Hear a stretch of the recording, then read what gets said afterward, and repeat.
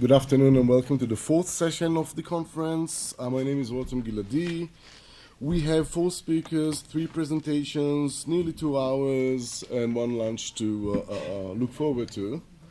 And so I suggest we start. Our first speaker is Bartholemeusz, who is the Acting Director of Legal Affairs at UNRWA, the UN Relief and Works Agency for Palestine refugees in the Near East, where he worked since 2004. He has a diploma from the Graduate Institute of International Studies in Geneva, bachelor degrees in arts and law, first class with honors, from the University of Queensland, Australia. He has several publications, and in addition, he is a musician. Lance will be speaking about United Nations law, IHL, and military objectives. Please.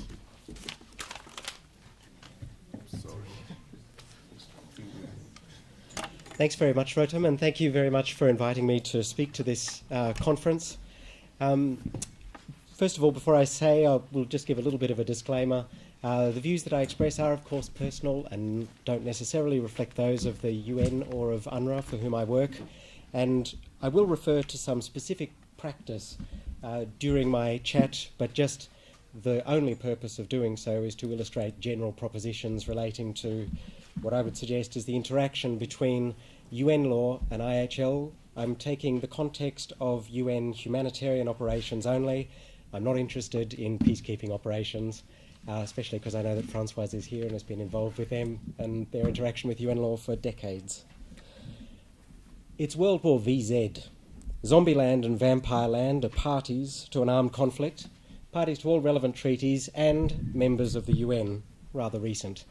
Commando Z sees a high-value vampire target, Soldier V, go in or perhaps behind a building on the battlefield.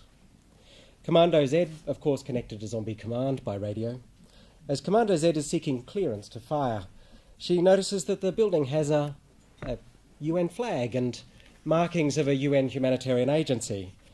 Not recalling that there was much in her military training about UN premises, she wires into Zombie Command and says, "Tell me, is there anything special I should know about targeting or targeting near UN premises? Or is it just another military objective?" So Zombie Command asks Commando Z to hold fire for just a second or two while legal confers. I'll take slightly more than a second or two. But what Commando Z asks, I think, raises 3 questions that I'd like to address in the first half of the speech. First of all, what protection does the law of armed conflict, or IHL, I'll use these terms interchangeably, and international criminal law provide to UN premises? Secondly, what does UN law provide in terms of protection to UN premises, including in times of armed conflict, whether or not international or non-international? And thirdly, I want to take it to a little bit of an extreme. What if there's a conflict between a provision of UN law and a provision of IHL? Which one prevails? How is it resolved? Let's answer each question in turn. Now, what protection does the law of armed conflict or international criminal law provide? I'm not going to give much at all in this to this audience who knows this much better than I do. But of course, within the framework of law of armed conflict, UN humanitarian operations benefit from a range of protection in both international and non-international armed conflict. And so, for example, if we look at the ICRC study on customary IHL, we see rules that state humanitarian relief personnel must be respected and protected. We also see objects used for humanitarian relief operations must be respected and protected. There's also other provisions which operate to protect UN humanitarian operations and expressed more generally. Of course, the principle of distinction will apply to protect operations, and couldn't resist at least a little reference to Additional Protocol 1, Article 52. It seems that everyone has to here. UN humanitarian operations are civilian objects that are normally dedicated to civilian purposes, and as such they shall not be the object of attacks or of reprisals, and in cases of doubt whether UN humanitarian objects were being used to make an effective contribution to military action, it would be presumed not to be so used. That's the end of my IHL chat for the moment. Now let's move on. International criminal law. Let's have a look at the Rome Statute. Now, in both international and non-armed conflict, the Rome Statute defines a war crime as follows: intentionally directing attacks, or includes as a war crime, intentionally directing attacks against personnel, installations, material, units or vehicles involved in a humanitarian assistance or peacekeeping mission in accordance with the Charter of the UN. Important proviso: as long as they are entitled to the protection given to civilians or civilian objects under the international law of armed conflict. I'll come back to the proviso later when I talk about conflicts between the two. So now we come to what protection does UN law provide to UN premises, including in times of armed conflict. There's a specific legal framework that I refer to as UN law, the head of which, or the top of which, is the Charter of the United Nations. Also important for operations, humanitarian operations, is the 1946 Convention on the Privileges and Immunities of the United Nations. This applies to humanitarian agencies such as UNICEF, UNHCR, WFP, although that's a little odd organisation, joint venture of a specialised agency in the General Assembly, and UNRWA, the organisation that I work for. There's the 1947 Convention on the Privileges and Immunities of Specialised Agencies, such as the World Health Organization. For what I'm talking about, I'm going to concentrate on the 46 Convention because the provisions are identical for present purposes. Now, let's go to the Charter and start off. Well, under Article 105, Paragraph 1, the UN shall enjoy in the territory of each of its members such privileges and immunities as are necessary for the fulfilment of its purposes. Okay, that's great, it's in the Charter, but pretty general. The Charter, in Article 105, Paragraph 3, says that the General Assembly may make recommendations with a view to determining the details of the first paragraph of Article 105 or may propose conventions to the members of the UN for this purpose. And this is precisely what the General Assembly did during its first session in 1946. In accordance with Article 105.3, in 1946, the General Assembly approved the draft Convention on the Privileges and Immunities of the UN, the 1946 Convention, and proposed it for accession by members of the UN. Well, today there's 160 states who have either acceded or succeeded to the Convention, so it's fairly well subscribed. The 1947 Convention is slightly less well described. Now, the 1946 Convention offers or confers several privileges and immunities that give specific support to UN humanitarian operations. For the purpose of this conference, concentrating on military objects, there's one key provision that I'm going to concentrate on, and that's in Article 2, Section 3. And that provides that the premises of the UN shall be inviolable, the property and assets of the United Nations, wherever located and by whomsoever held, shall be immune from search, requisition, confiscation, expropriation, and any other form of interference, whether executive, administrative, judicial, or legislative action. Now, the UN routinely asserts the inviolability of its premises and publishes some of its practice. And just to note that the inviolability of UN premises across the world has been something that has been more often, and I think more seriously, affected, particularly in the last decade. Now, what does it mean for present purposes, inviolability? Well, we see that an intrusion onto UN premises, whether by persons, such as police or soldiers, or objects, including bullets or shells, is contrary to the inviolability of UN premises in the practice of the UN. Let's take a look at some of the more recent and relevant UN practice. First of all, we turn to an opinion of the UN Office of Legal Affairs, which was given in the context of searches being demanded by coalition forces in Afghanistan. And this was one of the key paragraphs. It had gone through the application of another provision of the 1946 Convention and then concluded, the above conclusions are not affected in any way by the fact that the security situation in Afghanistan is difficult. The 1946 Convention does not contain anything to the effect that the privileges and immunities for which it provides are subject to abridgment or qualification in terms of internal unrest or even in terms of armed conflict. Indeed, it has been the consistent position of the organisation that the General Convention, 1946 Convention, applies in such circumstances just as much as it does in times of peace, and that privileges and immunities for which it provides may not be qualified or overridden by any demands of military expediency or security. Now, let's have a look at something more recent, and to go into a little bit of detail, I think it's worthwhile seeing actually how does this work in practice, because we've had a lot of concrete scenarios. One of the most important and recent sources of practice is a summary of the Secretary-General of a Headquarters Board of Inquiry into certain incidents in the Gaza Strip between 27 December 2008 and 19 January 2009.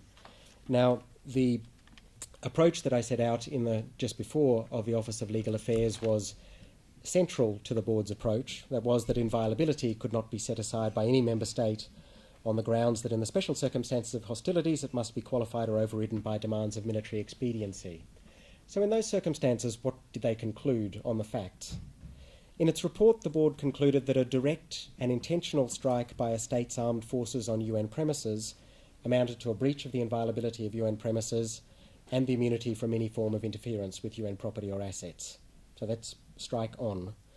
The board also found that a missile strike on a building 20 metres away from a UN medical facility that ended up causing deaths and injuries and damage was also a breach of inviolability and of the immunity from any form of interference. Now, also where there were mortar rounds that landed on the road outside UN premises and caused damage to the premises and people who'd taken shelter inside it, the board also found this to be a breach of inviolability under UN law.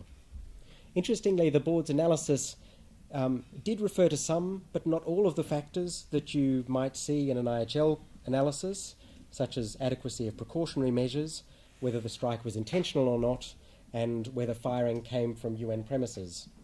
Footnote, none did. It's notable, though, the board confined its analysis and findings to UN law and didn't determine whether the relevant conduct was lawful under IHL or not. Now, following the board's report, the UN submitted a claim. Israel paid in full in January 2010. In December 2009, the General Assembly considered the summary of the board's report. It referred to the extensive damage that was referred into it. It deplored in this regard the breaches of the inviolability of UN premises and so on. And then the General Assembly urged the state in question to speedily compensate the agency for damage and destruction to its property, referred to in the report. The General Assembly also called upon the state in question to abide by Articles 100, 104 and 105 of the Charter and of the 1946 Convention. That, incidentally, the voting on that particular resolution was about 172 states for and some abstentions, and there would have been one or two against, probably 1 to 5. Now, more generally, the UN General Assembly's annual resolution on safety and security of humanitarian personnel and protection of UN personnel routinely notes the Secretary-General's report, summarising attacks on UN personnel and premises throughout the world, including in areas of armed conflict, and strongly urges all states to respect and ensure respect for the inviolability. Now, there is more interesting practice that I could go through, but I think for time purposes, I'll leave that till later if there happen to be any questions on what I'm saying. Just a footnote to say that the inviolability of premises is also something that is shared by diplomatic premises in accordance with the 1961 Convention on Diplomatic Relations. Under that regime, which is related, although distinct, with some slightly different rationale underlying it, the principle of inviolability has been described by the International Court of Justice as having a fundamental character and required respect even in the time of armed conflict. So what if there's a conflict between IHL and UN law? Well, we know that there are certain techniques of treaty interpretation where there's tools to try and minimise the extent to which there's conflict between norms. I have to use a little bit of Latin because everybody else has. Lex specialis, lex posterior, and that's probably about it. And the principle of systematic integration. As with all areas of life, though, sometimes conflict is unavoidable. So what happens there? Well, owing to Article 103 of the UN Charter, in the event of a conflict, UN law prevails over the law of armed conflict, including that relating to targeting and conduct of hostilities. Well, let's see how. Article 103 provides, in the event of a conflict between the obligations of the members of the UN under the present Charter and their obligations under any other international agreement, their obligations under the present Charter shall prevail. So, if we're talking about a provision of the 1946 Convention, well, the 1946 Convention is connected to Article 105 of the Charter via 105.3 of the Charter, which means that it refers to an obligation under the Charter. So in terms of the inviolability of premises, that would, in accordance with the reading of 103, prevail in the extent of any conflict with the law of armed conflict. Okay, the supremacy of the UN Charter has its limits. Most international law students will know the famous observation of Judge Elihu Lauterpacht in the genocide case. No need to go there at the moment. Just to say that IHL, of course, it has some intransgressible principles and maybe even a jus cogen or peremptory norm or two. But I think what we're looking at here is that we're looking at an obligation to respect the inviolability of UN premises under UN law, and otherwise the right of a party to an armed conflict to target a particular object. Under IHL, there's no obligation to press the trigger of a gun, but there might be an intransgressible obligation not to. So, where does that lead us? Even if UN premises or an adjacent location were otherwise a legitimate military objective within the IHL framework, an intentional or reckless action by a state's military forces leading to damage to UN premises would violate UN law guaranteeing the inviolability of those premises. Now, I will skip over a number of sections and say, if we get back to Commando Z with this conclusion, I think she's likely to come back a little bit with what Penina was echoing last night to say, okay, you're telling me that because UN law prevails in the case of an inconsistency, including the law relating to conduct of hostilities, that direct or indirect targeting could be a wrongful act even if I comply with what I've learned about conduct of hostilities. Okay, I may not go to jail because of the Rome Statute, but there still might be state responsibility. But how does this make sense? How am I going to, it doesn't sound like it's got operational logic.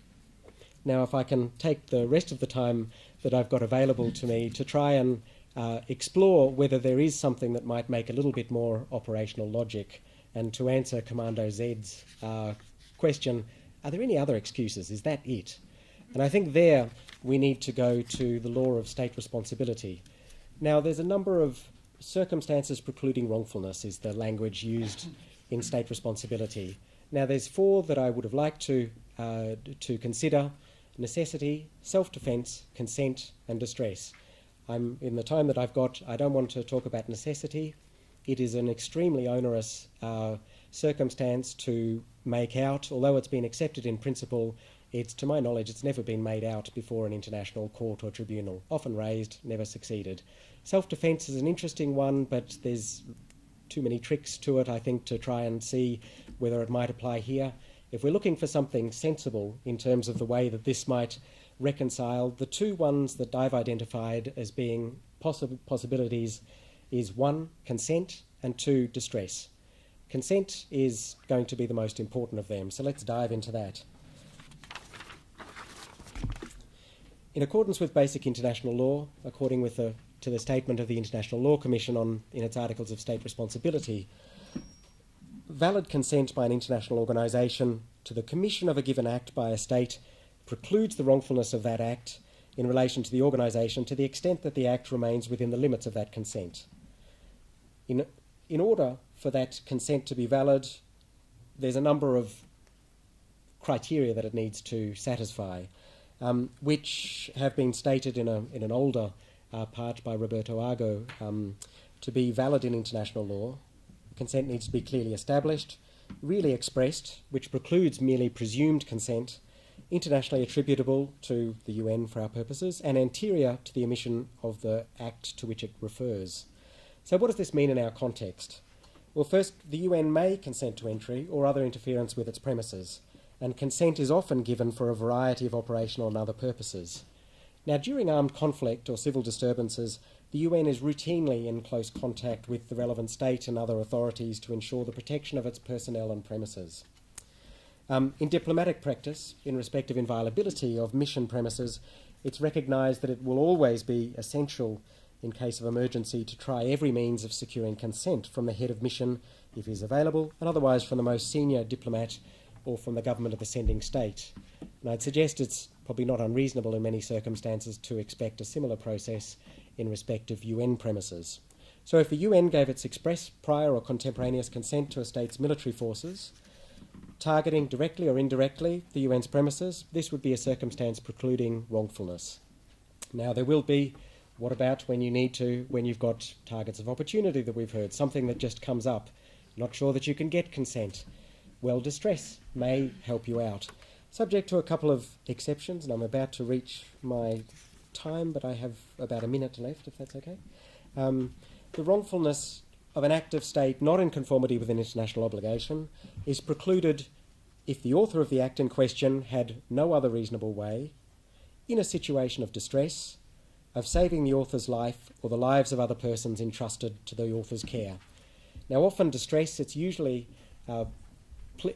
made out where you've got an aeroplane or a ship that because of bad weather or mechanical failure has to come into a state's territory and it can't seek consent. It's a bit more expansive than that, and I've just been wondering if there might be a situation in which distress might also be a circumstance precluding wrongfulness in the situation that we're talking about. An example, and again, there's no practice, this is just trying to apply it. Say a combatant from one party to a conflict may be seen placing explosives against the wall of a UN installation, sheltering UN officials and displaced civilians. A soldier from the other party to the conflict, that is the state hosting the particular UN humanitarian agency, with a consequent duty to protect the safety and security of the UN personnel and their premises, tries to but cannot obtain consent from the UN, acts, neutralises the combatant and damages part of the premises in order to save the lives of those inside. Well, I think a distress plea is most likely to be made out if after the fact the UN recognised the situation was truly exceptional, that there was no other reasonable course of action, and human life was at stake, and either thanked the state for its actions or didn't protest. Just two other things before I conclude. There's a state's responsibility has to be invoked under state responsibility. So failure of the UN to give notice of an admissible claim could have consequences. And this is where we need to appreciate that there may be policy or political reasons why the UN would not make a claim or protest. Now, what's the effect of that in international law? Well, it's this. It's the longer that there is a delay between an allegedly wrongful act and no action, it's more likely that the UN's inaction, for example, would be more likely that the claim would be considered waived, or that there would be acquiescence in its lapse. Even if there is a circumstance precluding wrongfulness, according to the ILC articles, compensation could still be payable. We don't have much time to get back to Commando Z, just to say, look, it is a bit tricky, but if we can, let's make a call to the UN and let's see if we can get the go-ahead to go ahead. And that's it.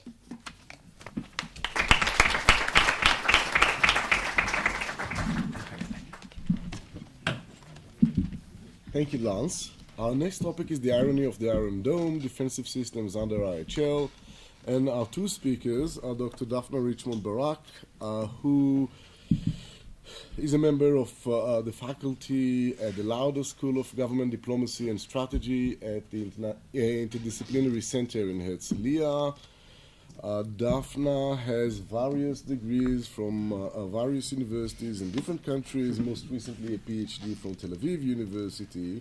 She worked for the International Court of Justice, she worked at the International Court of Justice, and she has published extensively and considerably, I think is the description. Speaking with her will be Ayal Feinberg, who holds a BA in International Studies from Trinity College in the United States. Ayal is an MA candidate at Herzliya Interdisciplinary Center. And he is, in addition, the recipient of scholarships and the editor of an international humanitarian law blog. So please. Okay. Well, the PowerPoint is coming up. First of all, we would both like to thank, of course, the ICRC, the Konrad Adenauer Stiftung, with whom I've had the personal privilege of working in the past, and they're really a truly wonderful foundation, and of course the Minerva Center of this university. So thank you for having us, and we are here to present research that we started working on, and following the use and the deployment by Israel of the Iron Dome during Operation Pillar of Defense in 2012. The reason why Israel deployed the Iron Dome was to protect Israeli civilians from the constant and growing threat of rocket attacks. And in fact, that was quite successful because the Iron Dome intercepted about 84 to 85% of Hamas rockets that would otherwise have fallen in civilian populated areas. So that's what prompted this effort to try to figure out what this means for international humanitarian law. And building on the Israeli example, but make no mistake about it, this is not just about Israel. And in fact, Israel is by no means the only country using defensive systems. And I'm indebted to Ido for this example, but we heard a few days ago that the United States just deployed the Phalanx system, which is typically used to protect aircraft carriers and large ships at sea by the US. And the US has now begun using this system to protect US military personnel at a military base in eastern Afghanistan and to protect the personnel from the fire coming from the Taliban. So this use of what we call intelligence defense systems is said to become, under one form or another, a feature of contemporary warfare. And yet, what we've realized in this research is that IHL has hardly devoted any attention to this question. And I don't want to say nothing has been written on it, because then somebody will come up with the one piece that has been written on it. But truly, we haven't been able to find anything. And that is in terms of black letter law, pretty much, and as well as in terms of literature. So, in fact, we even think that it has been left out of a very important debate about autonomous weapon systems, and even in that context, intelligence defense systems have hardly been mentioned, if at all. But we'll get back to all of that in a minute, and I think I want to say three preliminary things about this research. First of all, we're talking about the use of the Iron Dome during Operation Pillar of Defense, and of course, you'll tell me this is one operation. We have very limited data, so it's important to understand we're not doing here an empirical study, but rather we're trying to come up with some insights about, once again, what this means for intelligence defense system, but also for IHL in general. The second thing is that this is very much a work in progress, so we are very, very looking forward to getting your comments and reactions, which we anticipate to be quite lively. And the second thing is, because there is so little in terms of black letter law and in terms of literature on this issue, basically we're talking about a groundbreaking area which we believe really needs to be explored further under humanitarian law. So let me just now tell you in a nutshell what we've discovered as part of this research. First of all, we argue that intelligent defense systems are not military objectives, and rather we believe that they were purposefully taken out of the civilian-military objective equation, not by us, but rather by international humanitarian law itself. And that instead of being regarded as military objective, an intelligent defense system should be regarded as civil defense. And we'll explain that in a minute. And the second thing we are going to do in this presentation is explain how the use and the deployment of intelligent defense systems reveals two fundamental flaws of international humanitarian law, and that's what we'll explore towards the end of our presentation. I'll now turn the floor to Ayal, who's going to explain to you some of the main features of the Iron Dome. Smooth transition. Yeah. So I know a lot of my Israeli colleagues are very familiar with the Iron Dome. A lot of my colleagues actually studied during Operation Pillar of Defense, and we were hearing it from our classrooms. That being said, I'm just going to quickly go over a little background information for those of us who are from European countries and the United States. So Israel began initial planning surrounding the Iron Dome in 2005, but ramped up development following the Second Lebanon War in 2006, where close to 4,000 rockets killed over 40 Israeli civilians. The Iron Dome is one of several intelligent defensive systems located in Israel. Both the Iron Dome and Patriot missile system are currently operational. David's Sling, which is also known as Magic Wand, is currently in the later stages of development. The most important characteristics of these systems, which I may occasionally call IDSs for short, are that they are defensive and non-lethal in nature. These systems serve to provide a dome of protection for populated areas. They have also been employed, as Daphné referenced, to protect objects within certain theaters of operation. As the name implies, intelligent defense systems have the ability not only to identify and track incoming projectile threats, but also to discriminate, prioritize, and destroy them based on a program threat level. The Iron Dome exemplifies this intelligence, which is really defined here as the ability to pick and choose which incoming projectiles it wishes to intercept, as well as decide where they will be intercepted. Now, for example, only incoming projectiles will have a trajectory threatening a populated area will actually be intercepted. Furthermore, these projectiles will be intercepted in areas which are unpopulated, which greatly reduces the possibility of damage to civilian objectives, and this is a major difference between the Iron Dome and some of the earlier models of the Patriot missile system. Now, you may be thinking, how can the Iron Dome do all of this successfully? And the answer is autonomy. However, this is certainly not the rogue autonomous robot that Human Rights Watch predicts will produce the unethical and unlawful warfare. The Iron Dome is strictly defensive in nature and is actually used to prevent the realistic nightmares associated with indiscriminate rocket fire.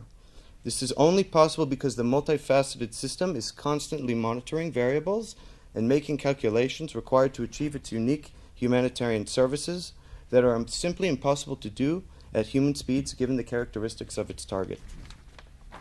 So though the Iron Dome is currently employed to provide humans the potential to override its targeting decisions, it is not clear to what extent this capability is being used or whether a situation would ever dictate it useful. Despite this questionable human interaction, the Iron Dome is designed and could conceivably be deployed in an autonomous fashion, which Human Rights Watch would consider human out of the loop. Thank you. So here's the question, right? Is this a military objective? And why should we care about that question at all? What is under IHL the legal status of a defensive system? And we are going to take an example to try to analyze this a little bit further, once again using the Iron Dome. The kind of situation that we're looking at now is a situation where the enemy, whose fire we're trying to intercept through the use or via the use of the Iron Dome, that enemy is actually seeking to target the battery itself, the Iron Dome battery itself. And so there is incoming fire, there's an attack against the Iron Dome battery, which is the objective, and the battery is located in a civilian or civilian populated area. So let's think about what that would mean, what would be the implications of regarding the Iron Dome battery in this particular example as a military objective, and we're going to try to do that without using apparently much loved Article 52, which is in the background, but we're trying to think about this from the practical standpoint here. So what would be the implications? First of all, the fact that the Iron Dome battery is located in a civilian populated area could potentially mean that the user of the battery would be violating the obligation to take necessary precautions to protect its civilians under Article 58 of AP1. So that's the first possibility. Another possibility would be that this piece of machinery, once again located in a civilian area, would be used, again allegedly, in order to render military objectives, the Iron Dome, immune from military operation under this rationale.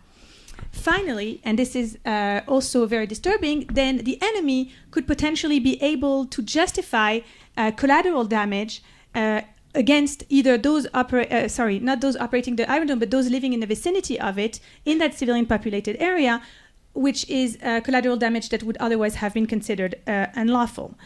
And I think perhaps most importantly, if we treat this Iron Dome battery as a military objective, what we're doing is that we're undermining the system's humanitarian purpose. Why was the system placed in that civilian area in the first place? Well, it was placed there in order to protect the civilians from indiscriminate attacks.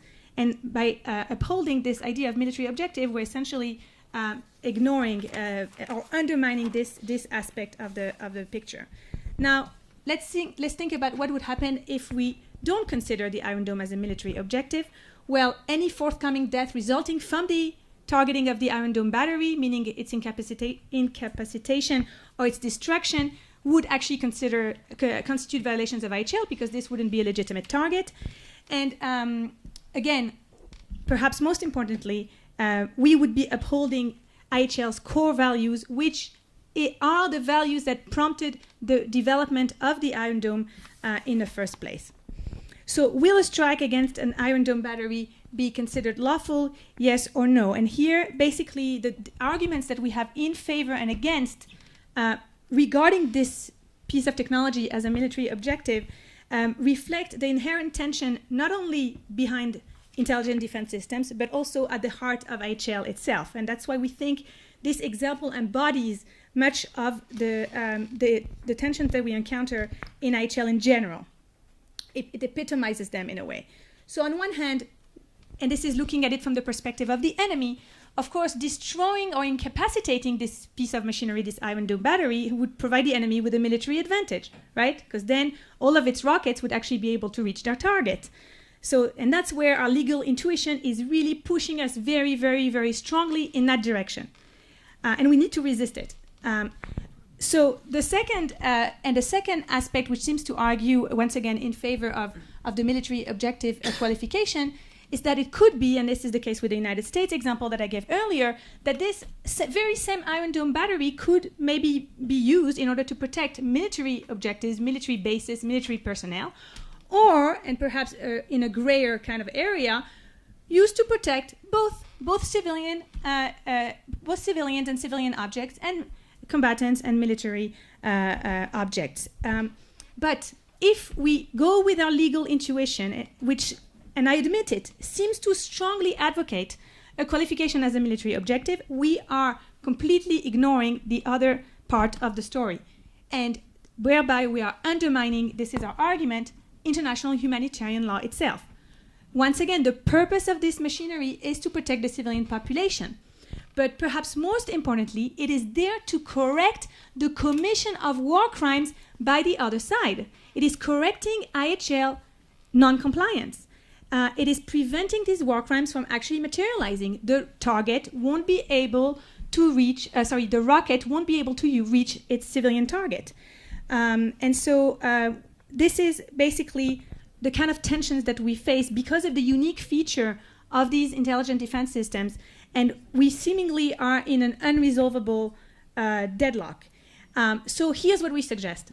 Rather than trying to fit intelligent defense systems in this traditional and seemingly, we would argue, ill-suited dichotomy between civilian and military objectives, we would suggest an alternative approach.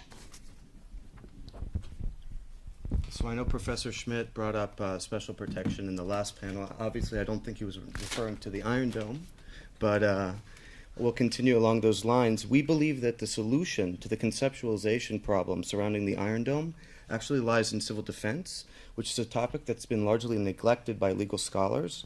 There's been virtually no contemporary scholarship regarding the meaning or operational value of civil defense. Now, I'll refer to Robert Geiss's presentation last night, Robin Geiss's, excuse me. I hope, Robin, that this civil defense application of IHL provides a potential solution for certain objectives serving a critical humanitarian function that simply don't logically, from both an operational and theoretical sense, qualify as a dual-use system. Now, the roots of the very concept of civil defense can be found in Article 63 of the Fourth Geneva Convention of 1949. It was included primarily to enable the ICRC and other groups concerned with upholding humanitarian services to operate safely in situations of occupation. However, the ICRC specifically felt it was critical to take civil defense a step further. 20 years of lobbying and hard-fought preparation resulted in convincing the world that special protection status was needed for all those engaged in the protection of civil populations during armed conflict. This led to the creation of Articles 61 through 67 of AP1. The status of IHL, provide civil defense, is of the same legal nature as the immunity of medical and health services. It is also similar to that of cultural property under special protection. So what are the tasks that are given this special protected status? Under Article 61, you will see 14 tasks as well as a 15th indicating complementary activities necessary to carry out any tasks mentioned. These tasks, like so much of IHL, reflect an imperfect compromise between the principle of humanity and military necessity. Simply put, the Iron Dome embodies civil defense's essential purpose, which is providing assistance to the preservation of objects essential to survival. Returning to the tasks specifically mentioned in Article 61, the Iron Dome is essentially a technologically operated shelter. The difference is only in the nature of how this protection is being provided. Let's take this logic to the extreme. Now, if the Iron Dome was 100% successful in its interceptions, civil defense tasks such as shelters, warnings, evacuations, etc., contemplated in Article 61 might become altogether obsolete. Too good to be true? Illogical? We don't think so. Articles 61 through 67 are sufficiently and purposefully broad enough to protect the individual and often unique needs specific to a country. We do, however, want to address certain problems that might be imagined. First of all, can the Iron Dome both acquire and maintain protected civil defense status if it is protecting military objectives? The answer is yes. It is especially at the moment when a mission is assigned that it should be determined whether this mission does or does not fall under the definition of civil defense. A great example of this is an air raid siren. Now, an appropriately placed air raid siren would help alert as many civilians as possible to get cover.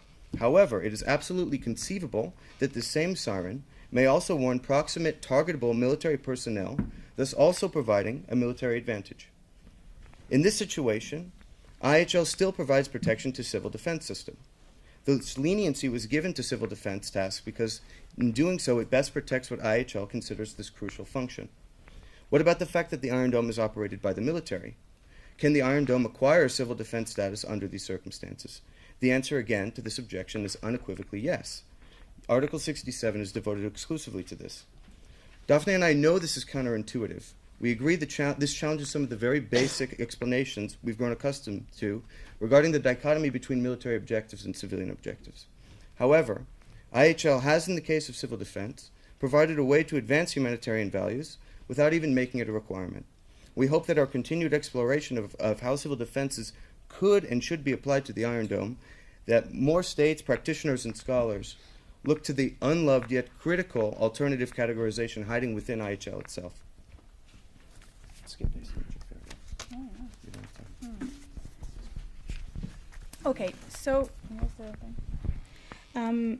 beyond the question of conceptualization, the use and the development of intelligent defense system reveals two very important features of international humanitarian law as a corpus of norms designed to regulate the conduct of states during war. And these features demonstrate, yet again, other ways in which IHL is struggling to adapt to the realities of the modern battlefield, and we'd like to expose these in very briefly.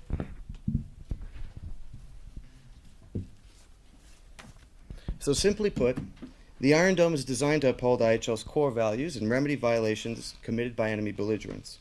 It also, and paradoxically, embodies its employer's acknowledgement that IHL has failed to normalize enemy behavior in asymmetric warfare. Having failed to normalize enemy behavior, IHL cannot but encourage the use of the Iron Dome to protect civilians, but at the same time, by encouraging the use of defensive systems, IHL implicitly abdicates responsibility for the non-compliant behavior of these systems, of these actors, and fails to discourage non-compliant behavior in the future. We believe either policy results in conflict escalation, increased non-compliance, and the delegitimization of IHL. We have coined this an asymmetric escalation paradox. Despite the depressing conclusion of our paradox, IHL has no choice but to relate to the Iron Dome. Providing the Iron Dome with a civilian objective status would incentivize its use. However, it is also likely to increase Hamas rocket fire. For example, Hamas launched 6.5 times as many indiscriminate rockets per day during Operation Pillar of Defense than it did during Operation Cast Lead, just 4 years earlier. It may have also encouraged Hamas to develop and indiscriminately launch rockets with greater range and payload. Now, this is clearly conflict escalation in the sense that despite the Iron Dome's 85% interception rate, on average, more rockets were landing in Israel per day during the last conflict in a much larger area. On the other hand, declaring the Iron Dome a military objective would disincentivize the Iron Dome.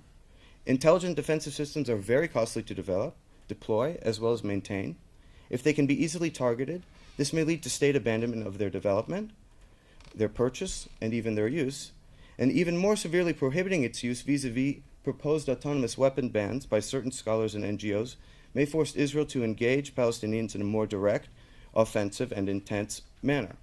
If this led to the Iron Dome's absence from conflict, it will likely result in greater enemy combatant and enemy civilian casualties. Furthermore, and more probably, Israel would likely deploy the Iron Dome anyway, which also potentially diminishes IHL compliance.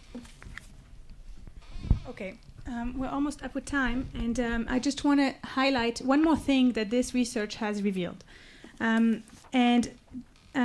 Perhaps you would think this is, it was to be expected that IHL would focus on developing causative obligations for states. Most of IHL and Ruvi, where's Ruvi? Ruvi alluded to this earlier this morning when he said that most of IHL actually tells states how they have to behave vis-a-vis belligerents, how they to behave vis-a-vis the belligerents combatants who are legitimate targets, and how they to behave vis-a-vis the belligerents civilians who should be protected from attack. And so most of IHL focuses on that. There are a few norms here and there, but you can count them on half of one hand. And those norms have not been explored, interpreted, debated nearly as much as what we call the causative norms of IHL.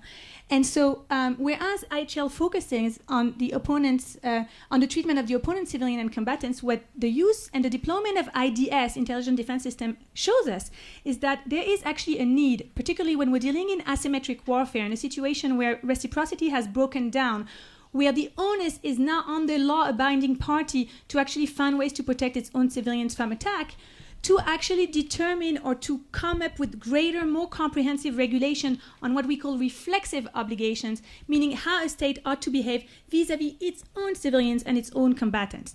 So even though it has never been framed in these terms, you're very familiar with this issue in the context of combatants. And we've discussed it in these very walls when we talked about the proportionality calculus. To what extent can state take into account the harm caused to their own combatants when deciding whether or not to carry out an attack? We've never attributed that to the lack of reflexive regime or reflexive obligations under IHL, but we believe that it stems from the same problem. And so now when we're looking at it from the point of view of the civilians, this problem is exemplified by the intelligent defense systems. So let's think about it for a second. Can a civilian come and claim that the state is under an obligation to protect it using an Iron Dome battery if such a battery is actually available? What is the extent of the state's obligation vis-a-vis its civilians? What can the civilians actually demand? And believe it or not, there were Israeli civilians who turned to the Supreme Court here in Israel and requested from the court to say that the state was under an obligation to place an Iron Dome battery where they lived in order to protect them. So the court said, of course, the state is not under such an obligation. And I think part of the reason why these reflexive aspects of IHL were left out is because it was viewed that this would be a matter for states to figure out on their own. And it was a matter for domestic policy. But contemporary warfare is teaching us, slowly but surely, that these aspects can no longer remain on the fringe of IHL, but rather deserve our full attention. So we need to construct comprehensive reflexive obligations under IHL to complement the ones that were expanded as causative obligations. So this brings us to our conclusion. And I think we can all agree that given the breadth of the issues that these kind of systems raise, it is very surprising that there was not more attention devoted to them. And what we're trying to do is initiate a debate on the legal and the policy issues that arise out of the use and the deployment of intelligence defense systems. We want to challenge your legal intuition. At first sight, this looks like just another challenge to the established category of civilian and military objective. And yet, when we look at it further, we realize that IHL has actually taken out from this equation civil defense purposefully, and therefore all the considerations that are relevant to the qualification as a military objective would no longer be relevant when we're talking about civil defense. If we can say just one thing to the ICRC, perhaps. First of all, we welcome your comments, but we would like to ask the ICRC, after spending 20 years to convince the world that civil defense was such an important part of IHL, perhaps it is time to revive it and spend some time thinking about what states are doing for civil defense, and how we can encourage states to actually do this even more. Thank you very much for your attention.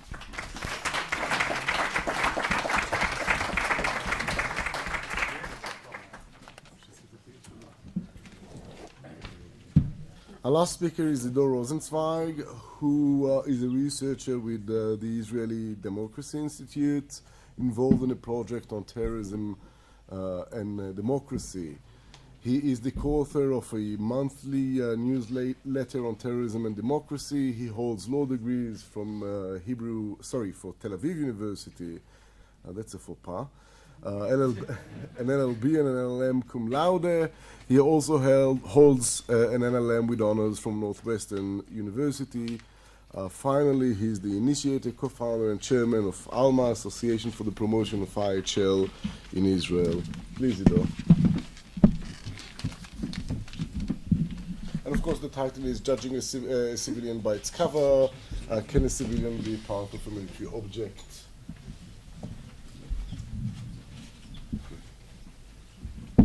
Thank you. Well, first I would like to thank the organizers for having me here after, I think, 7 years of being a very enthusiastic listener. And that's why it's been a while. It's time to move on to the other side of the looking glass.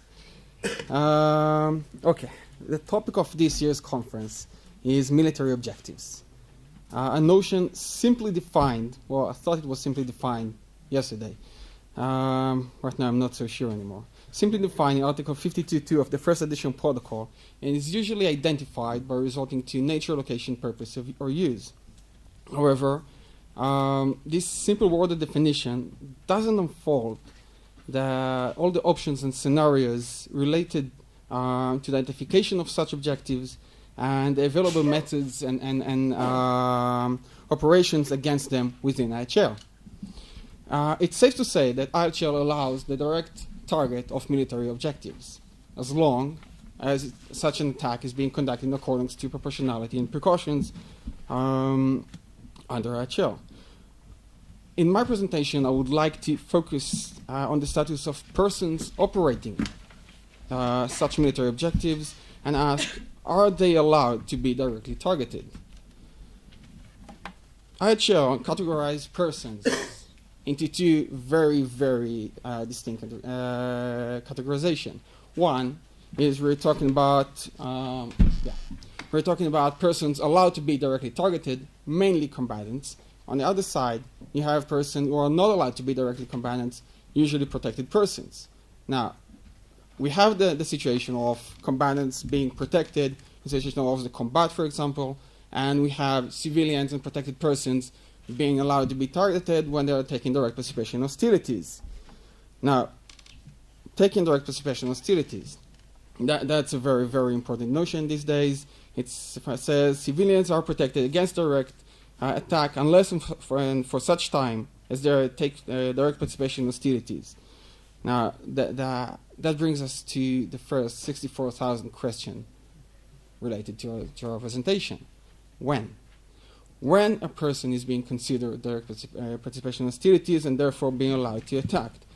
That notion has recently been turned to a nice, fondly verb, DPHing.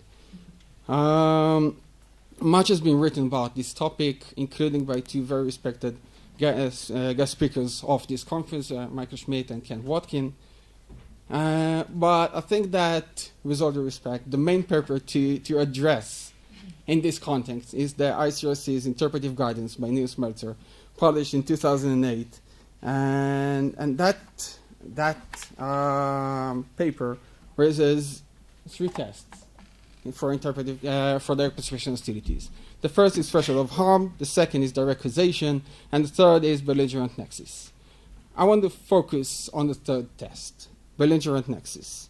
Says the act must be specifically designed to directly cause the required threshold of harm in support of a party to the conflict and to determine of another.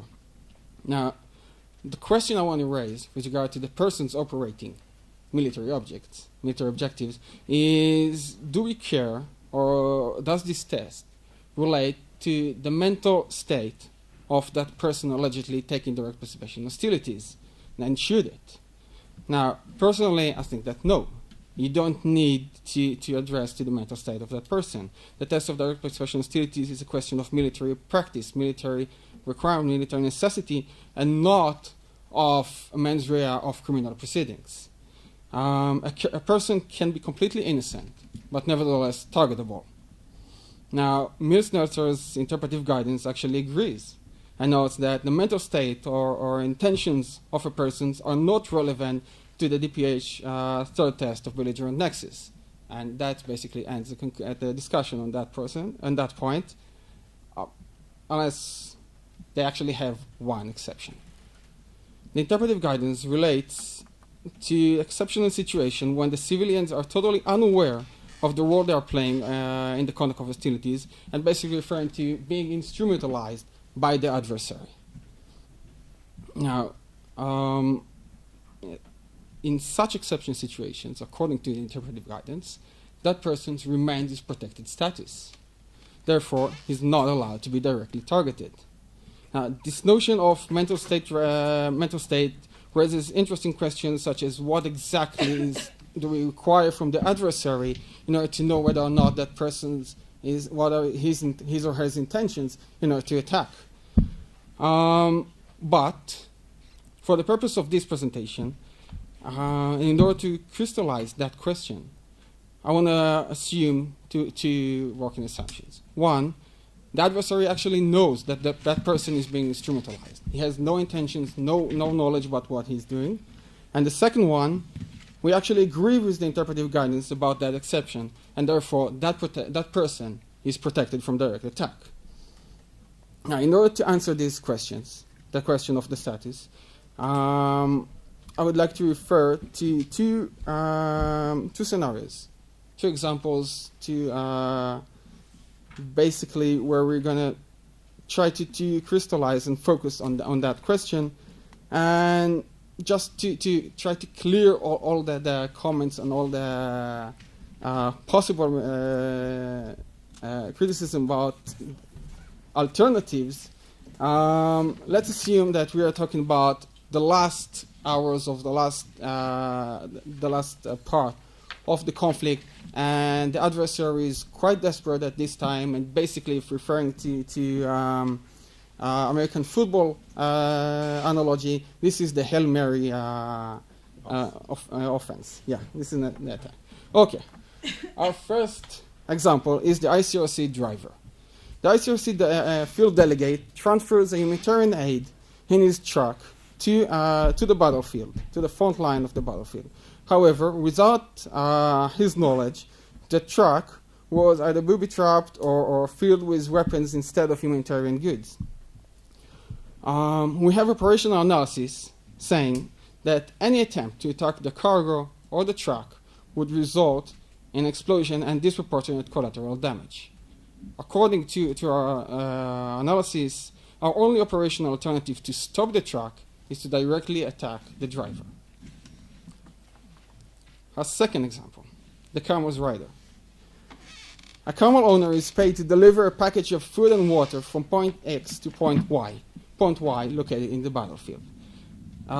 Without the owner riding the camel will go to the nearest location for food, water, and basically looking for the nearest oasis or something like that.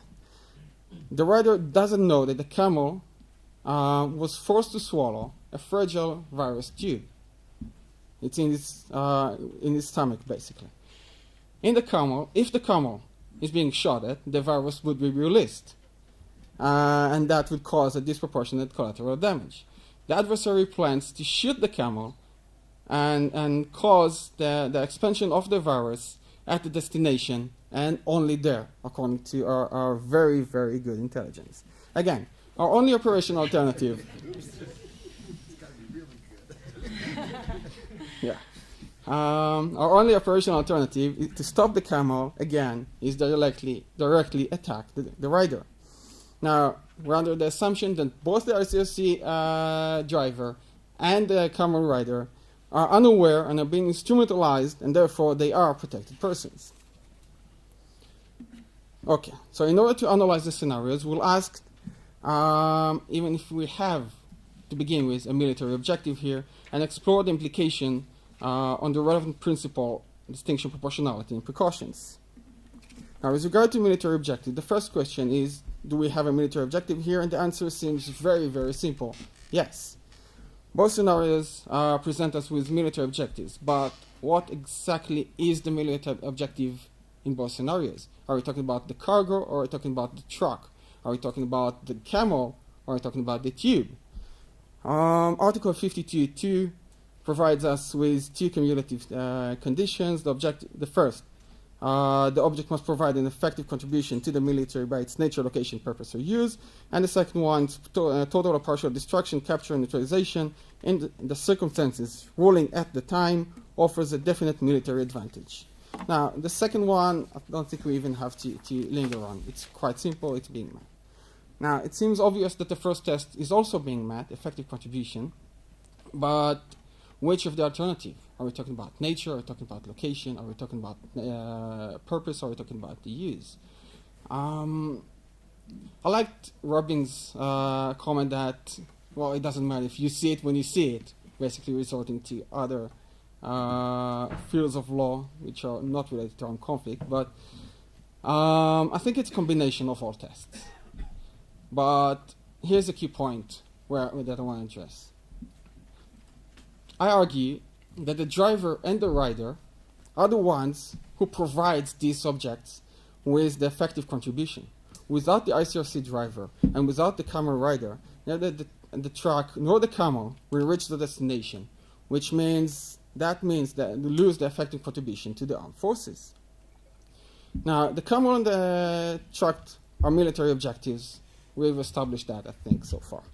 But with regard to distinction, the ICRC delegate and the rider are unaware of their contribution, and are there working as analysis, they are protected persons.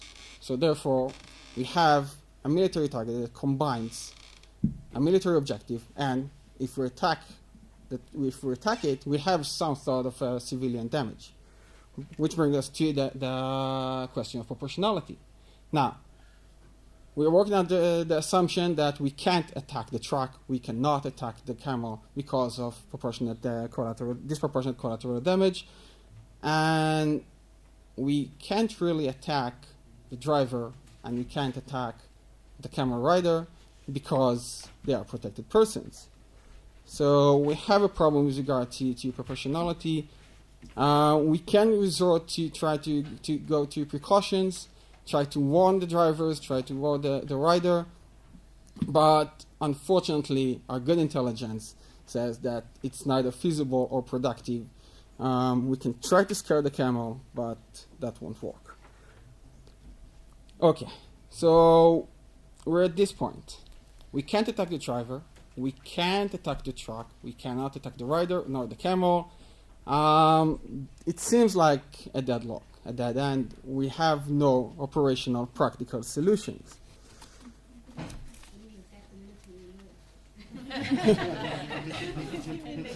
Well, Now that you've retired. that brings me to three alternative solutions to the situation.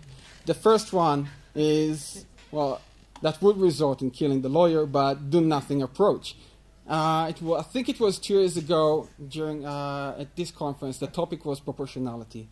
And there was a test case of a person shooting from a house at clearly about to cause excessive collateral damage. And some people actually said in the conference that in this situation, a combatant must accept his own death instead of operating illegally.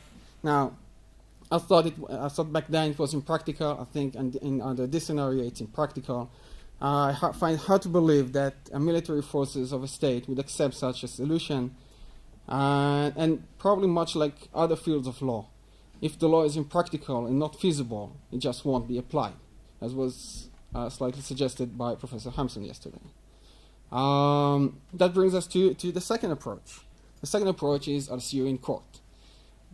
That means I'm going to attack the driver, I'm going to attack the camel rider, acknowledging that it's a prohibited action under IHL. Now, this done under the hope or assumption that the circumstances at the time would allow me to argue for operating for the lesser evil or for some kind of a justification under the circumstances. Nevertheless, this is not a natural solution. This is at the most a criminal law solution and not a solution under IHL. We just hope, we know we're operating against IHL, we just hope we won't be held liable for this action. Now, here we're finally getting to the third alternative approach that we'd like to present here. I argued earlier that neither the truck nor the camel would be considered as military objectives without the operations of the driver and the rider. Now,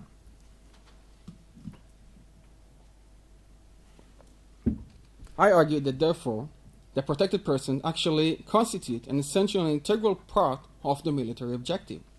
Without them, there would be no purpose, location, nature, or use with regard to the truck and the camel, and no legitimacy to attack these objectives.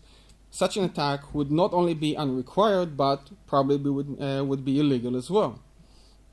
I argue that we can attack the driver and the rider as part of the military objectives, due to their role as essential and integral part of the military objective. I also argue that such an attack would be maintained within the principles of IHL. Necessity, such an attack will stop the threat. Distinction, the attack against the driver or against the driver are not against them as civilians, but rather as an integral part of a military objective. We're attacking them as part of the object, not as persons. Proportionality, since the driver and the rider maintain their protected status, as they are not taking direct participation in hostilities, I argue that any damage to the driver and the rider is a collateral damage. That actually has its outcome. It's twofold. One, the driver and the rider are considered both targetable and protected at the same time, so they are actually targetable and collateral damage at the same operation. And if the damage to each of them is being considered excessive under IHL, the operation remains prohibited and should not be operated. Now, with regard to precautions, I argued earlier that it won't be feasible to give a warning, but we still have an obligation under IHL with regard to precautions to minimize the damage to the civilian population, which means that we need to do everything feasible to minimize the damage, including, for example, trying to only to wound the driver or the rider rather than kill them if it's feasible.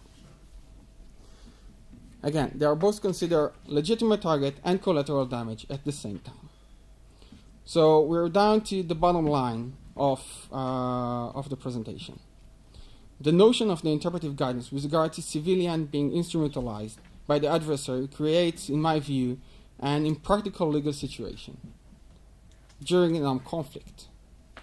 In order for IHL to fulfill its purpose of regulating conduct of hostilities, regulating the conduct of the armed forces on the one hand, and protect uninvolved civilians on the other hand, the rules must be simple, practical, and operational.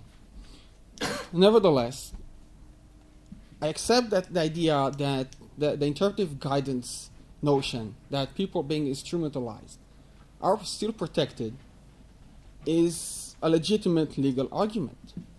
And therefore, we have to learn how to analyze and how to operate in accordance to it.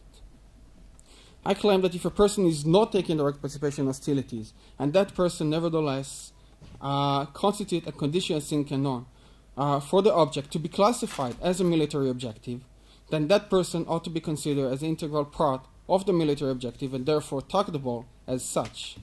This solution allows the targeting of a military objective while minimizing the collateral damage within IHL, and therefore maintains the purpose of this body of law.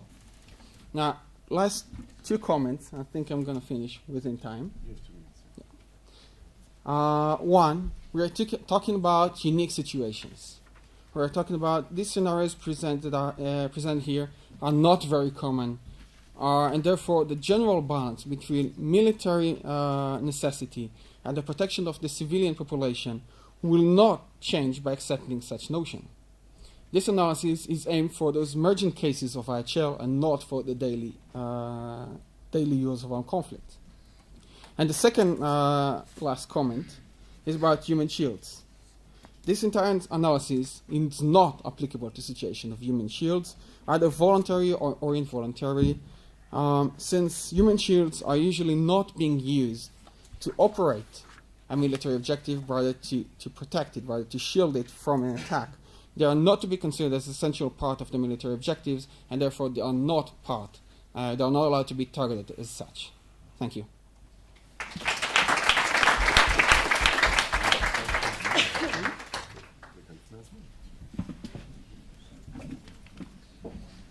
Thank you very much, Ido. We owe you a minute. And so it is question time. We'll do the thanks later. Wow. All right. Let me take Françoise and then Michael, Ken. Please. Two queries and a comment. I'll leave to Mike the main battle over Iron Dome, but I won't leave everything to it. First question for Lance. If you have got rocket launchers on the roof of the UN building and rockets are being fired from those rocket launchers, then for the UN to say, oh, this is protected, means that yet again the UN wants rights and no responsibilities. Its track record over 50 years has been getting progressively worse. In the example you gave, that's fine, but if you've got things being fired from a UN building, if you have the opportunity, you might give a warning. Waiting for consent is not an option you're being fired on. I'm sorry, the UN has to accept responsibilities. The issue, my point with regard to Iron Dome, you say that IHL is not self-reflexive. AP1 is. Why is 54.5 there if it didn't apply in your own territory? That's the scorched earth provision. Now, that is an indication that that section of AP1 applies to your civilians as much as the enemy's civilians. So I think the claim that IHL is not self-reflective is misplaced. And the last one, let's take just the example you gave of the ambulance driver. So let's say a civilian driver, not necessarily ICRC, driving, say, an oil truck. This takes us back to one of the three famous characters in IHL. There's Tanker Driver Bob, Supermarket Mehmet, and Marco's cat. Now, Tanker Driver Bob is the battle there was, and still is, between Hayes Parks and the US position, and Tony Rogers and the UK position. The US, for that kind of individual, had a concept of quasi-competent. It is nuts to say that the thing that makes that a military objective is the driver, because that means it's only a military objective when it's moving. If the thing is containing, for example, weapons, then by virtue of containing weapons, it is a military objective. If you target the vehicle, moving or otherwise, and kill the driver, then that's an afraid shit. On the other hand, if the driver gets out of the vehicle, precisely because he is not any form of legitimate target, he ceases to be plausible. Now, the US, or Hayes Parks, at any rate, would call him a quasi-combatant. The British line is that person is a civilian. If the civilian is in a military objective, he may end up being part of the collateral casualties. And where I think the Brits have a challenge, because I'm not completely convinced by some of their argument, is if you deal with it on a larger scale, munitions workers. If you've got a large number of civilian munitions workers, the Brits say, oh no, they're still civilian. Does the fact they're in the military objective affect the proportionality calculus? I'm sure it must do. There's a difference between your civilian munitions workers in the factory and those living in the surrounding area, but they've never admitted how. But I'm sure it must affect the calculation. But to suggest that he's the military objective because he's driving the vehicle, no. We'll collect a few more comments and questions and then give our speakers an opportunity to respond, please. So, Daphné and Ayal, tomorrow the IDF is going to host me around Israel. And so if they take me out to an Iron Dome site and I ask, what's that? They're going to say, it's a shelter. I mean, really. It just strikes me that there's a much easier way to achieve the result you want. And that's with regard to what Robin talked about last night with effective contribution and military advantage. Because what you could have said is that Iron Dome is in fact making an effective contribution because it's a military thing. It has military character. However, if the Iron Dome is used solely for the purpose of civil defense, then there's no military advantage in striking it. Now, what this means is that you would have to give up the argument that the United States has, and I believe Israel has, that if it's military nature, if it's a military object by nature, then you don't play the two-pronged game. But it seems like that would be a lot easier to give up as a matter of law, because many other states take that view, than to start calling an Apple a double-decker bus. On the direct participation in hostilities piece, I understand why you're doing that analysis, but I have to tell you, in the United States, we would say you can't shoot the guy. And the reason is, he is, in fact, a civilian, period. He's a civilian. He's not BPHing. There's no basis for shooting the guy. I know that presents warfighters with a problem, but I think they are left in the realm of 1 and 2. Oh, well, I'm just going to press on in this case. I'll make my defense in court, self-defense, defense of others, et cetera, et cetera. I'm just telling you what one state. We train on these sorts of issues. We use scenarios like this, and the answer is you can't shoot them. Ken? Thank you. Two comments on the intelligence development system and the last presentation. I pretty much agree with Mike that I find it quite attractive to say that it's not a military objective to the extent that it's only used in self-defense against illegal attack on civilians. That's also a line we took in the DPH study in terms of, some civilian doing self-defense against illegal attack is not DPHing, and I think the same reasoning can be done for objects. Whether it's civil defense, I think in a way your conclusions show that it's a bit difficult, because you end up saying even if it's operated by military and include defense of military objectives, it remains under special protection.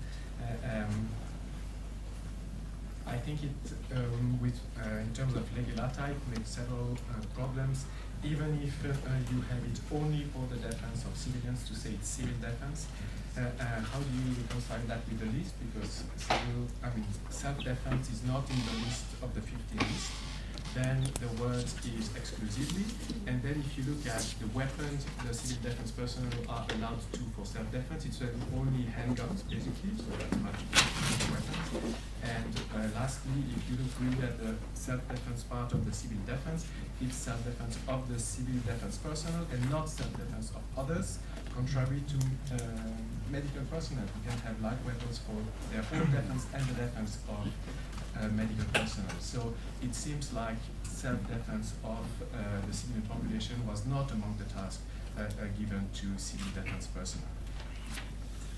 For the second point, I also agree with Mike, that is the civilian and therefore cannot be shooted. Just to complete François' point on the civilian factories, I think your argument of the object would not be a military objective without the driver, because that's what the trucks makes it move, would be the same also in the civil factories, because there would be no weapon being done in the civil factory if you wouldn't have the workers. So taking extreme examples like you give to somehow change the rule, I think is very dangerous, because you would also end up saying the civilian workers are actually part of the military objective, and I think nobody agrees with that. Okay, thank you. Yuval, and then we'll let our speakers an opportunity to respond. Thank you. Three quick questions. First to Lance. I was wondering about how seriously we should take this absolute protection idea. I always felt that the BOI report on Gaza made sense only if you talked about the duty to pay reparations. But like François, I don't think it makes any sense to take a position on the primary level that under no circumstances, whatever the military advantage, whatever the threat, and I'm wondering whether you would want to respond to that. Can we limit the idea of absolute inviolability only with respect to reparations? Now, to your presentation, Daphné and Ayal. I'm not sure I agree with what Mike said about I'm not sure it's a wise course to try to basically develop this line of argument that some weaponry, if it's being used in one context, then it's then it's no longer targetable. I think operationally, I think it's going to be a very tough nut to crack. But your approach is also, I mean, very hard to contain in the sense that if you take seriously the idea that the best defense is the offense, then maybe we should regard all military operations as civil defense at some level. So where do we draw the line between efforts to protect civilians which are interceptive in nature and more proactive in nature? And to you, Ido, the issue, I'm not sure about, if I play along with you and basically you take instrumentalization to, to a different level and basically said he is part of the machine, right? This is also the quote with which you start your paper. Why is it different for human shields then? How are human shields different from a metal layer that protects a valuable object? So again, how far should we go along with this argument? Or those who pay taxes, for that matter. So, Lance, would you like to lead? Sure. Thank you very much for both questions. This is precisely why I came along to float this somewhat unreasonable conclusion halfway and to see who responded to it, and thank you for taking the bait. I think I get another chance for 15 minutes now. We only need about 45 to address the comments, so that's okay. Exactly, I just thought you can tap me once you've got the answers. Yeah, right. We have about five more. Yeah. We have about 5 more questions to take in. Okay, very good. First of all, Francoise, thank you very much. I think the responsibilities that go with privileges and immunities is something that is not very well appreciated by the United Nations at all. Not our part, because we do appreciate it. I think it's something that in UN practice it tends to just be an assertion of privileges and immunities rights without saying what is the activities that go, the responsibilities that go with the privileges and immunities, and actually putting your action or deeds to reflect the words so that you can minimize these possibilities. And you've picked out the most extreme position, but in Syria it's probably happening. We can't really tell because we don't have access to a lot of installations up there that are UN installations. I think of the things when you look at responsibilities, this is certainly a duty, an obligation more of means than result, I would think. And there's a number of things that I think the UN should be doing in terms of conflict. I mean, part of it you can have guards, but the guards that you are most likely to have will not at all be armed or prepared to go in the way that the parties to a conflict will be able to. So when things get hot, as they are in Syria, for example, guards will be quite difficult to hang around. There's local community awareness, particularly if it's an established community. There's a lot that the UN can do to try and convince the community that UN premises are good to stay away from and make sure that you don't draw the battlefield into the premises. Again, it's an avoidance, it's not a 100% guarantee. And the other thing is protesting to all sides, because in your example there's rocket launchers that go up on the building. At the moment I've been concentrating on zombie land and their response. But really, I mean, the UN should be saying, well, Vampire Land, you're a member of the UN. You've been putting rocket launchers up on there. One, that is a flagrant breach of the inviolability of premises. And two, you are you're probably contributing mostly to the damage that then Zombieland causes when there's an attack.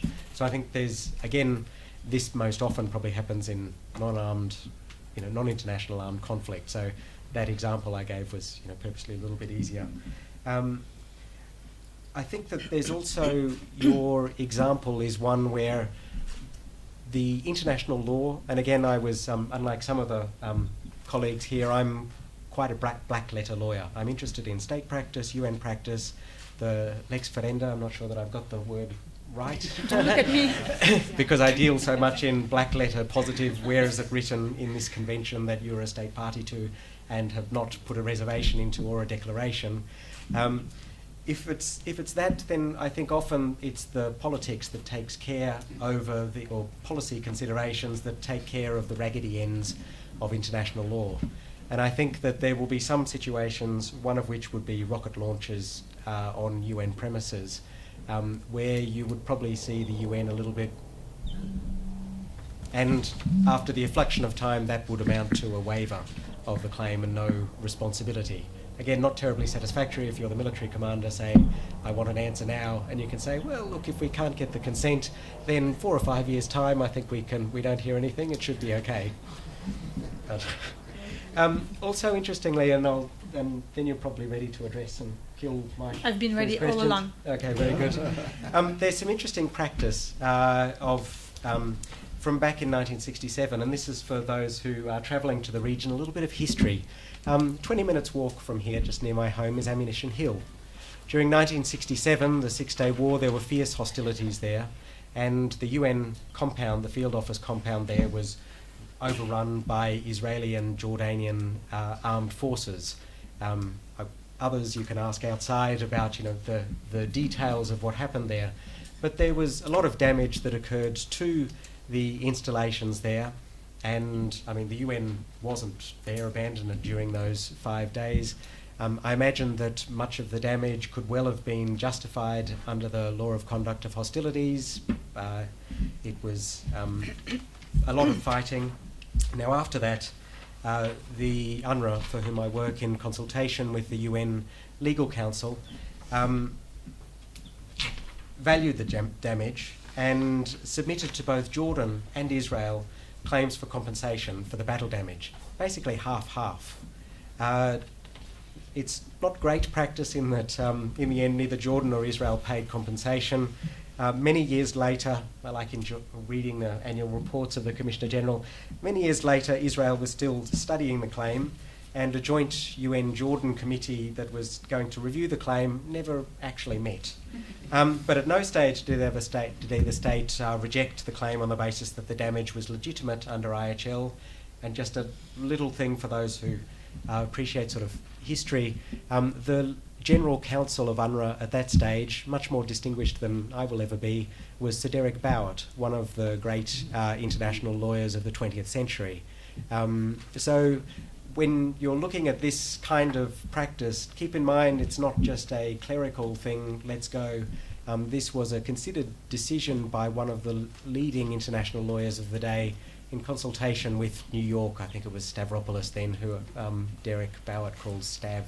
So those were the old days when it was a little bit more of a club. I think also, just to briefly address Yuval's point on the absolute protection, I think where we come into some difficulties and where I think that the answer is in state responsibility rather than looking at the primary obligations is I think that once you accept that even though there's different regimes between diplomatic immunity and immunity of the UN, when we have a look at diplomatic practice, it tends to be quite strict, that if there is a violation of the inviolability of premises, often there will be payment. Example, and I won't go into too much detail, but all very controversial, the bombing of the Chinese embassy in Belgrade by the US. Not your best example for practice because the facts were hotly disputed, but in the end there was payment, and I think often there is payment. And that's where I have a little bit of the difficulty that if you take out UN premises and you substitute US embassy, mission premises, and they're your fire of the state that wants to fire into the premises, then you may come up with a little bit of a different answer. And I have an issue, at least, again, I know that you're also interested in fragmentation of international law. By accepting your invitation to say that there's something less than absolute protection, what would I be doing to fragmentation of law, particularly in the very important arena of diplomatic protection? I think the answer is in state responsibility, and I think the answer is not bad, maybe, because everyone loves percentages, maybe about 70% there. Thank you, Lance. We have about 9 minutes. No, it's okay, it's okay. Responses and a few more questions. Okay, no problem. So No problem. We'll keep it short. Keep it short. No problem. First of all, thank you all for your comments and suggestions. This is very helpful, so we appreciate constructive criticism. The first comment I want to make is that, and I think it's important to understand that international humanitarian law takes a very broad, very flexible view of civil defense. Very broad, very flexible, and this is reflected by the article itself. If you take a look, first of all, at the definition, but not only the definition, then there are 14 tasks which are listed, and then there's task 14, which is complementary activities necessary to carry out any of the tasks mentioned above. And here I think the underlying rationale was really to make this as available to encourage states without imposing a requirement on creating a civil defense system, or a civil defense task, but rather to make it easy for states and to tell them, look, even if it's operated by military personnel, even if at times and only sporadically, not mainly, only sporadically, occasionally, it will come and serve the purposes of the military, protect the military personnel incidentally, then that is also acceptable. So that's, I think, the first thing, like the overarching comment that I think needs to be made before I get into some of the specific and Ayal as well. So this is a very open, flexible view of civil defense. Now, I will address the point about self-reflexive obligations or a regime. And like I said, it's not that they don't exist, and I'm very thankful actually that you're pointing one more to us, but and clearly there's the principle of distinction, and there is the principle of necessary precautions of Article 58. There are a few, but you have to admit and you have to agree with us that we haven't spent nearly as much energy understanding those and delineating their contours that we have spent on the causative, what we call the causative ones. So it's not that they don't exist, but they are lesser in number, and also they have attracted less attention. Now, I want to challenge you. What on earth is military about the Iron Dome? Well, you say it's military in nature. It's the military character of the thing. Why? Because there's the interceptor that is being launched and that looks like a weapon. Is that what's military about it? What's military about it? The function, the purpose, the nature, the use. I can't think of what is military about it. And it's military by nature. It is a weapon system.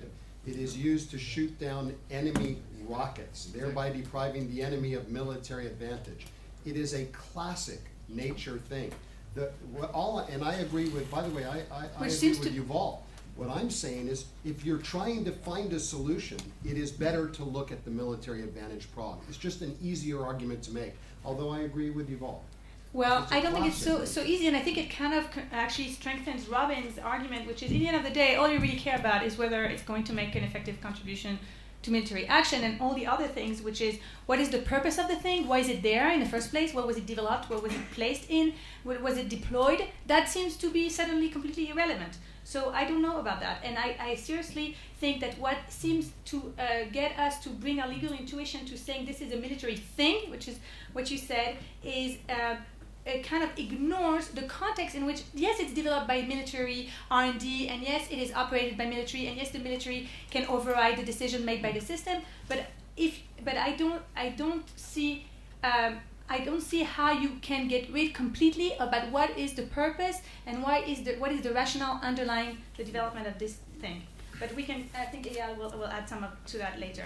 Now, regarding, it will add another layer. Over lunch, all right. So I like the point about DPH in self-defense, and I'll think about that, but I go back on my point about, we're not talking about an intelligent defense system that would be only protecting military objectives. We're talking about it being completely contemplated by the law that at times civil defense might actually come to protect military personnel. And the examples that are given by the law are the air siren that we talked about, and also firefighting. So there are examples in the law that come and confirm these. This is not something that we made up. I just want to make sure that is very well understood.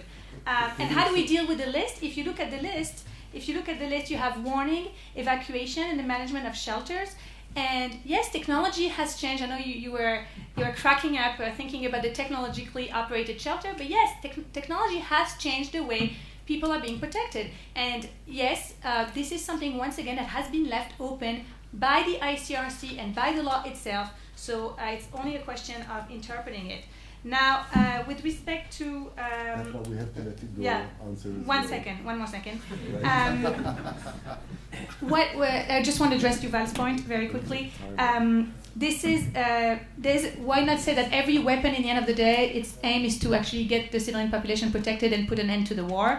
I think there's a level of remoteness here that is that we can't completely make do of, and this is here we're talking about the direct protection of the civilian population. Saying that victory, long-term victory in a conflict, yes, of course, that's for the good of the population. But can you really say that this would be a humanitarian task intended to protect the civilian population against the dangers of hostilities directly? I think that would be quite a stretch, but I'll let Ayal defend us further. I'll be very, very quick, and I'll just end with an anecdote. I had a bad dream last night that Mike, after the conference, his questions yesterday was going to give me some really trying questions, and it happened. And I have some really good answers, but in the nature of time and to let my colleague have the opportunity to respond during lunch. Thank you, Ayal. Ido, please, and we have 3 minutes for that. 2 minutes for that. It's really with regard to left you a minute already. Well, Minerva owes you 1 minute, together with the ICRC. I'm just going to We have 3 minutes. Okay. All yours. Professor Hanson, with regard to, first of all, I don't accept the notion of quasi-combatant, neither. I don't think it exists. Either you're civilian or you're combatant, and within that framework, you can operate either here or there. I think that the purpose of this conference is to challenge the automatic thinking of natural location preferential use with regard to military objectives. And I think I'm answering also Professor Schmidt and Laurent with regard to the munition factory being moved. But I think that the munition factory is actually a continuous military object no matter what. Unlike, let's say, a toy factory or a tractor factory, which can switch. And then you might have questions about the people there, although I'm not sure about that because the people there are not necessarily within tractor factory, are not necessarily what makes the object a military objective. I tried to narrow it down to very, very specific examples. And I think that in the example of the camel, where you basically have 15-20 minutes of that camel being a military objective, and without that camel moving to the target, there is no effective contribution to attack it. Actually, you will attack it at that situation. I think Professor Schmidt, with regard to saying that in fact you wouldn't call that you wouldn't. I find it to be puzzling because basically you're saying you're taking into account the mental state of the person taking direct expression hostilities. So we agree with the ICRC view on instrumentalization. okay. And when the United States Armed Forces and the ICRC agree, come up with a new Something idea. must be wrong with this. Okay. I find it interesting. I think it does raise very, very problematic situations, and the whole notion of my presentation was to tackle the question of mental state, and if we agree the notion of being instrumentalized, then what can we do? How can we find a practical solution? Now, Yuval, with regard to, well, I'll be formal, Professor Shani,